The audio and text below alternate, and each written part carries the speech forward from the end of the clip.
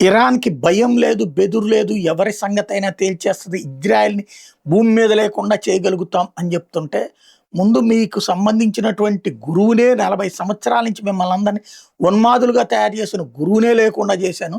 వాళ్ళ తర్వాతొచ్చిన గురువుది దొంగ ఫోటోలు, దొంగ వీడియోలు పెట్టుకోవాల్సొచ్చిన పరిస్థితొచ్చింది మీకు. అది నేను సృష్టించానని ఇజ్రాయెల్ జెప్తుంటది. ఇజ్రాయెలు, ఇరాన్‌కి సంబంధించినటువంటి మేధావులు, పొలిటీషియన్స్ వీళ్ళ మధ్య మాటల యుద్ధం ఏదైతే సోషల్ మీడియా వేదికగా నడుస్తోంది.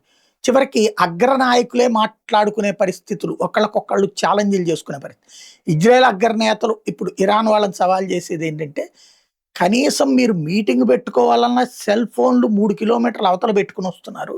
అది ఇజ్రాయెల్ దమ్మేంటో అని చెప్తుంటే, అరే పిచ్చోళ్ళారా మేము ముందు జాగ్రత్తలు తీసుకున్నాం కరెక్టే. 3 కిలోమీటర్ల అవతలుంచామా, 5 కిలోమీటర్ల అవతలుంచామా అన్నది ఓకే. కానీ మీరు మా కొమైనీని చంపినా, ముర్తజా కొమైనీకి అంత తీవ్రమైనటువంటి పరిస్థితి చేసినా, మా ఐడియాలజీని చంపలేకపోయారు. మా దేశ ప్రజల యొక్క లింకుని చంపలేకపోయారంటూ రివర్స్‌లో చెప్తున్నారు.